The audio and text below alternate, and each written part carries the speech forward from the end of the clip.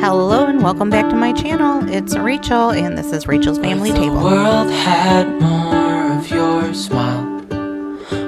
Alright, this dinner is so easy, I'm going to do it one-handed. So I've got this frozen pork loin in my crock pot, and I'm just going to put some of this barbecue sauce on there. That should be enough to start. I have this bag of sliced onions. I've used this for 2 other meals, and so I'm going to pour the remainder of those right in there with that pork. I'm going to switch hands so that I can use my left hand to reach into this bag with these frozen green tomatoes, and I'm just going to throw those in too. And that is going to be all I do for now for this pork loin crock pot. Get my onions out of the way, and we'll turn this up to high. And now I'm just going to forget about it. I'm going to see if I can get in here and still do this one-handed. Oh my gosh, look at that. I probably need to turn this down, don't you think? Anyway, that looks really good. But I'm going to get this meat broken up into smaller pieces so it can really soak in that barbecue sauce and get cooked all the way through. I'm starting to get hungry. Alright, I got this chopped up into smaller pieces. Just look at those onions and peppers in there. That looks so good to me. Hope everybody picks around the onions and peppers so that I can have them. So while I have this open, I'm going to add just a little bit more sauce to thicken it up.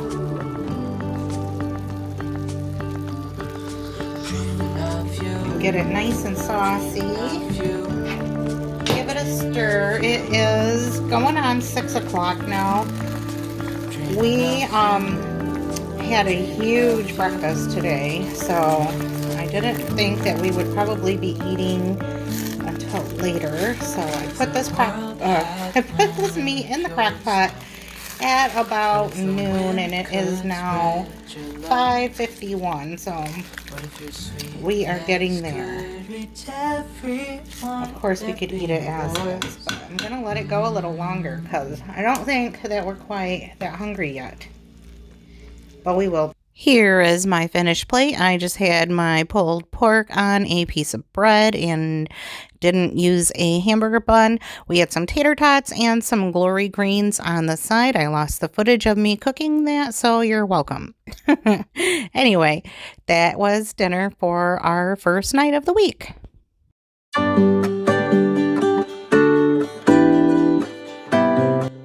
For our next dinner, I am just making up a really simple and quick sausage and pierogi dinner in the cast iron skillet. This is another one of those kind of sort of one pot meals. You know, I really like to make those. So all I did was brown up my smoked sausage, and you'll see a couple got overdone, but that happens and we don't mind. We like them a little on the burnt side anyway. So I'm just removing them from the cast iron skillet and putting them aside. And then I'm just going to put the pierogies into the skillet. Bill went to the store and did the shopping this time, and he got the large ones. Normally I get the minis, and that's fine. There's no problem with it. It just, they cook a little differently, so I just had to keep an eye on them and do a lot of tossing and turning. In another cast iron skillet, I have a head of cabbage that I sliced up into thin strips, and we're just going to have some fried cabbage along with this. And all I'm going to do is put a little bit of oil in my pan and add the cabbage, and then I'll add some bacon pieces to that. I'm just seasoning my pierogies with some beer can chicken seasoning. And here you see I'm just adding those real bacon pieces to that cabbage. And to go along with this meal, I'm just mixing up some Jiffy corn muffin mix, and I'm going to make some little cornbread cakes in the little tiny cast iron skillet in the back. And so I'm just giving those pierogies a toss. Once I'm pretty confident that they're cooked all the way through, then I just add the sausage back in, and I'm going to let those just cook together for a while. And here you see in the little back cast iron skillet. I'm adding my Jiffy batter so that I can get those cooked kind of like you would a pancake. Just giving my cabbage a stir so that that can cook down. You always start off with a lot of cabbage in your pan and then it cooks down to barely anything by the time you're done. So I had a lot of heat going on my stove on this day. I had a lot of cast iron action, and so I had to get it all turned down, otherwise everything would have been burnt. And here I am adding some crushed red pepper because we like our food a little on the spicy side, so that's just our preference. And this cabbage is looking exactly like I wanted it to. Just we like it cooked down really nice and soft. We had our corn muffin cakes, our pierogies, and sausage for dinner. It was super quick to make and delicious.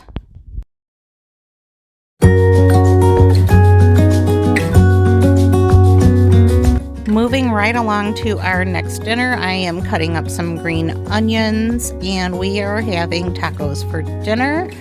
I am not going to lie, this was a really hectic week. I had a really hard time every single day getting dinner ready and on the table, so I had just kept it as easy as I possibly could. This was my first real week of full-time employment at my job, and I don't know what happened. I don't know if it was mental, I don't know if it was the time change, but whatever it was, I had a heck of a time all week long with pretty much everything in life, but I made it through and I'm fine. We're gonna get back on track. I swear we are. So anyway, I just cut up all of these green onions and I just put them in a container because I knew we wouldn't eat them all, and that way they're ready to go into the fridge. I just tossed some of these hard shell taco shells into my air fryer, that thing. And so I just made up some ground beef with some taco seasoning packets. I have 2 in here because I'm making quite a bit of taco meat. And this is just your pretty basic taco meat recipe when using the little envelopes from the store. Nothing special going on here. And then I'm just making a little mashed avocado. I am not a fan of guacamole, but I love avocados. I don't know why, but I just don't like guacamole with anything extra added to it. So all I do is mash my avocados and then add some salt and pepper, and then I like to have that with my tacos or with anything. So anyway, here we go.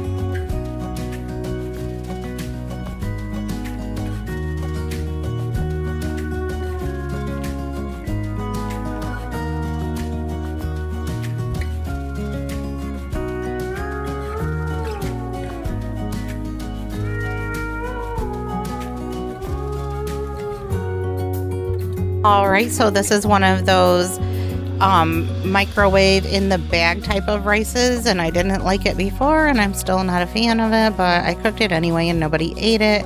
I just sat out everything that we possibly had, including this leftover street corn, on the counter so that everybody could make their own tacos however they want them with whatever toppings that we actually had available that day. This was just kind of a do-it-yourself type of thing, and here is my plate of tacos.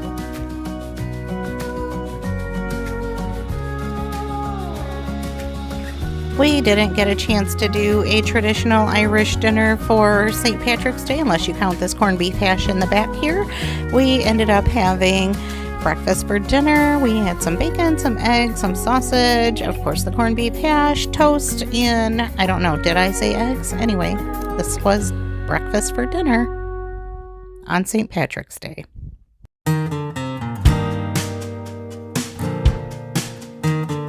Our final meal is what we call chicken cordon bleu, or I guess it could go into the cracked out family. I'm not really sure.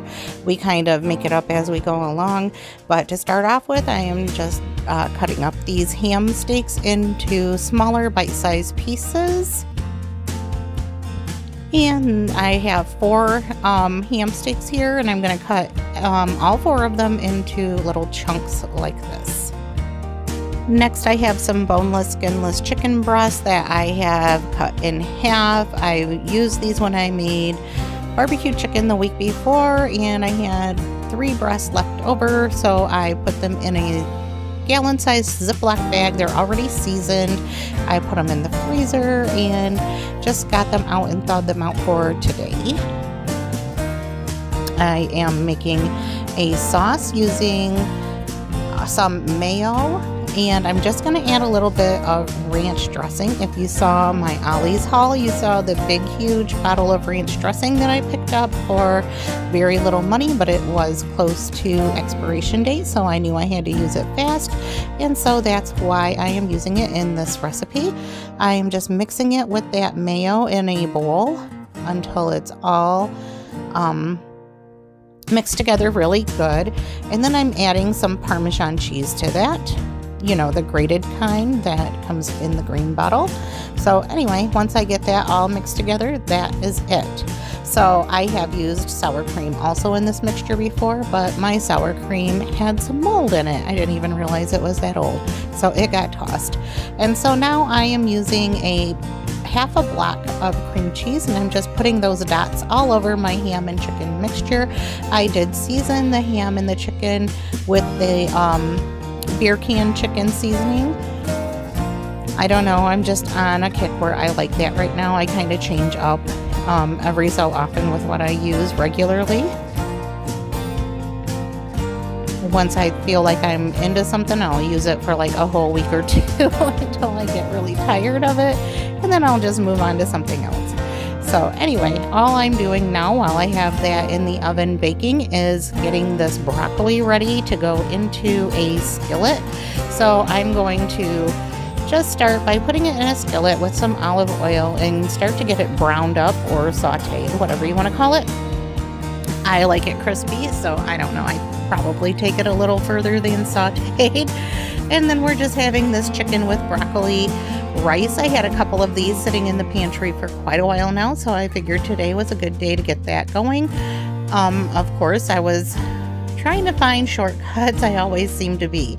And so I did not keep an eye on my chicken and ham, but that's fine because this is all just basically cheese. And so all I did was mix it together and get those juices mixed in with the sauce, and it kind of just turned back into a sauce again. It was perfectly fine. I am just topping this with mozzarella. Normally we would use some Swiss cheese or a combination of cheeses, but this is what we have, so this is what we are using. And so I put a good amount of mozzarella cheese on top of everything here. And then I'm just going to pop it back in the oven and let that bake some more until it gets really ooey gooey. And it really did. It turned out just fine. I did forget I had the real bacon pieces to add to this. I'm so mad about that. How do you forget the bacon? In my air fryer, I have some hamburger buns. I added a little bit of Velveeta to our rice because I know my guys and they would have not liked it the other way. So we had some cheesy broccoli rice and of course the broccoli. And once my casserole was done, I just topped it with some green onions and then scooped it out onto my hamburger bun to make a really yummy sandwich. It was so delicious. We will definitely make this again. I mean, I think we just made this kind of like a couple weeks ago, but it will probably show up again in the near future. And so here is my plate, my sandwich with my rice and my broccoli. This was another quick and easy dinner. I mean, that seems to be all I ever do, right? Well, that's all that I have for this video. I know it was shorter and quicker than usual, but we managed to get dinner on our table every night of the week.